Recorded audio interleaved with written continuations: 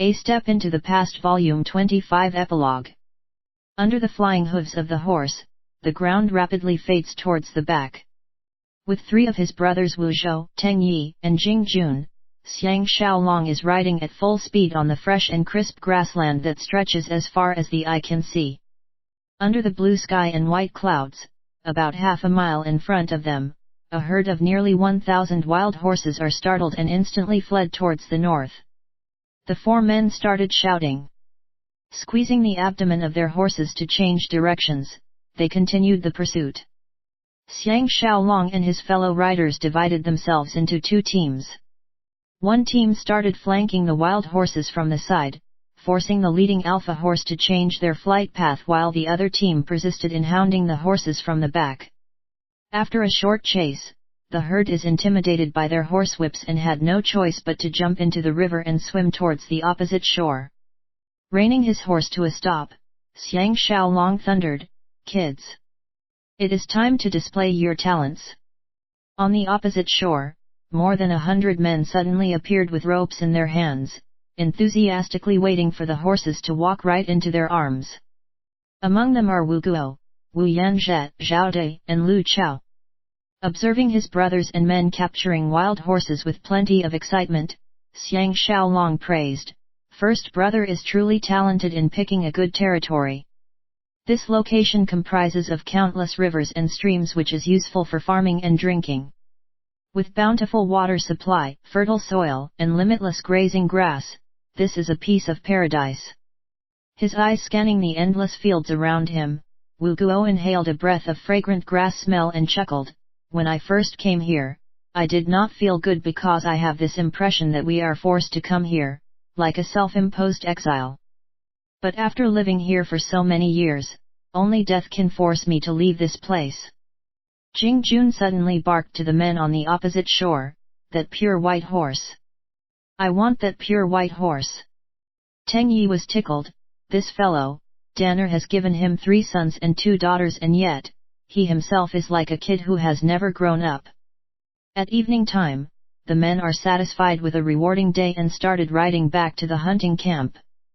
Ji Yanran, Qin Qing, Wu Tingfeng, Zhao Ji, Tianzhen, Tianfeng, Zhou Wei, Shan Lan, Lu Danner, and the other ladies are sitting on a slope, overlooking a group of more than 30 boys and girls aged between 10 and 15 years old.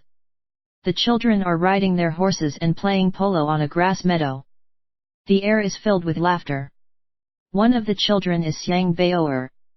He is much more brawny compared to the other kids. Wearing a beautiful cap made from eagle feathers, coupled with his thick brows and large eyes, he is already an outstanding character.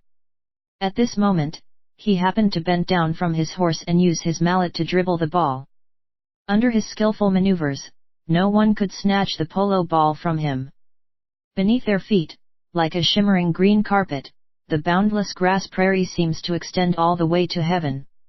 A distance away, more than 100 tents are clustered together.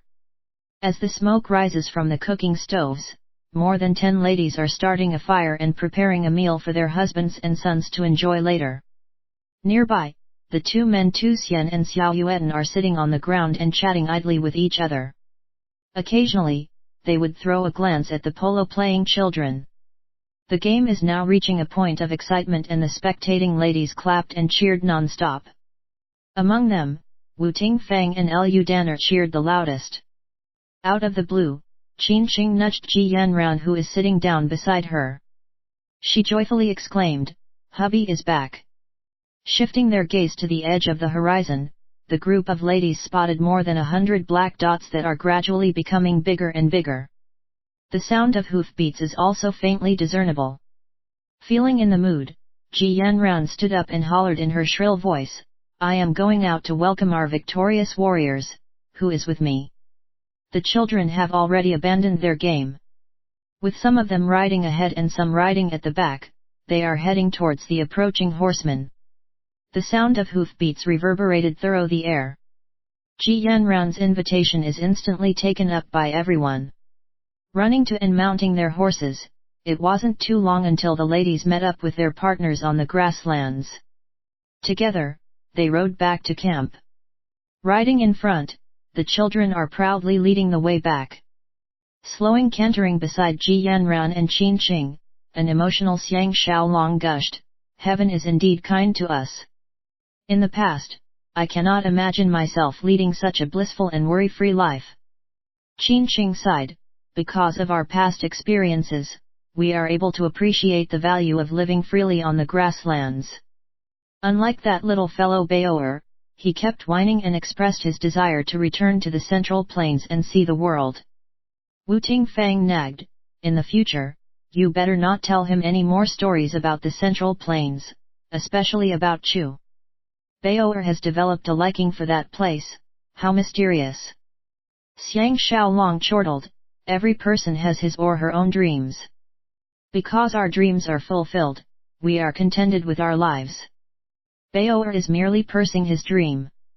We should never try to stop him from pursing his interests and must never force him to live according to our expectations of him." Ji Yanran is exhilarated, "Hubby's words are really moving. Baoer's dream is to become an eagle in the sky, able to spread his wings and fly to any place he desires." Zhao Ji guffawed, "Everyone is pampering him without any reservations. In my opinion, Little Zhen and Little Feng are the worst culprits." Teased by Zhao Ji, Tian Zhen and Tian Feng are covering their mouths and giggling. Happiness is written all over their faces. As if she suddenly remembered something, Ji Yanran smiled, "I nearly forgot to tell you something, father of Baoer. Baoer finds his name too childish and wishes to change it." Unconcerned, Xiang Xiaolong was thrilled, as long as his surname is Xiang, he can choose whichever name he wants. Pretending to be angry, Wu Tingfang protested, "The name Baoer is my suggestion, it is his birth name." Ji Yanran continued, noting his love for eagles, "I recommended him to use the name Eagle, Ying. Xiang Xiaolong burst out laughing, "Xiang Ying. That's quite a nice name." Qin Qing gently rebuked, "As a father, you do not understand your son well enough. He finds the word eagle too aggressive and beast-like. Moreover, others will make jokes about his name. He has decided on the word, you." Violently shaken, Xiang Xiaolong reined his horse to a stop and unconsciously shouted, "What?" The ladies, Teng Yi and the rest were stunned into stopping with him. All the attention is now focused on Xiang Xiaolong. In his mind, Xiang Xiaolong is experiencing wave after wave of tsunamis. Xiang Yu? Isn't he the man who fought against Liu Bang for control over the entire China? And who eventually committed suicide by jumping into River Wu with the beauty Yu Ji? The one and only Chu great conqueror Xiang Yu? What is going on? Could it be merely a coincidence in their names? Taking time into account, the probability is quite strong. From the records of history, the Qin dynasty ended after 2 emperors. 37 years after Ying Zheng became the king of Qin, he died of illness at Sakyo when he was touring the southern provinces. After him, the second emperor perished 3 years later. At that point in time, Xiang Xiaolong's son Xiang Yu is in his early 30s, the prime of his youth. The cries of everybody brought Xiang Xiaolong back to his senses. Ji Yanran suspiciously probed, "Does hubby dislike this name?" But Baoer loves it. If you want him to change his mind, leave us out of it. You can speak to him directly. Recomposing himself, Xiang Xiaolong started contemplating. Should he issue a warning to his son Xiang Baoer? For example, when Baoer meets a man named Liu Bang, he should unsheath his sword and kill him at once. But on the other hand, even though Xiang Xiaolong is fully aware of historical developments, at the end of the day, he is unable to change its path. Destiny is something that cannot be altered by mere willpower and effort. Humans believe they are charting their lives, that is precisely because they are unaware of their actual fate. In fact, they are simply living their lives according to fate. Only Xiang Xiaolong is able to fully comprehend this insight. One of his sons Xiao Pan built the great Qin Empire while his other son Xiang Yu personally destroyed the same empire. Qin Qing frowned, "What is hubby thinking about?" Abruptly breaking out into laughter, Xiang Xiaolong replied, I have thought through it and came to an understanding. Teng Yi's voice sounded, what did third brother understand? Xiang Xiaolong joyfully exclaimed, from this day onwards, Xiang Bao'er shall be Xiang Yu. The crowd rolled their eyes in unison. With a baffled expression, Ji Yanran inquired, what is there to understand about changing one's name? From her back, Xiang Xiaolong leaned forward to her face and inhaled her fragrance. He laughed, I understood one point. If you succeeded, so what? And if you failed, so what? Success and failure are irrelevant. The most important thing is to lead a fulfilling and extraordinary life, inscribing your everlasting name in the records of history. That indeed, is a life worth living. Even more puzzled than before, the crowd could never guess that he is referring to his own son eventually becoming the legendary and illustrious Chu great conqueror Xiang Yu. Letting out a burst of heroic laughter, Xiang Xiaolong prodded his horse and started chasing up to Xiang Yu and the other children. Everyone swiftly resounded and nudged their horses in pursuit.